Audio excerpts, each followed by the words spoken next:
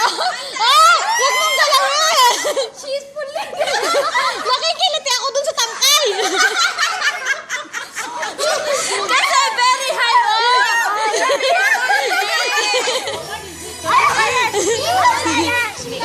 Anong gagawin ko dito? Tulian mo!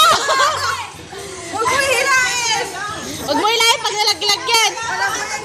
Ilang oras na? Shala!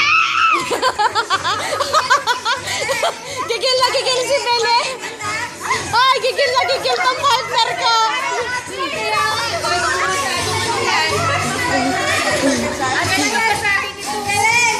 Bakit yung sa amin ang makatigas? Ay, galing freezer yung ano eh.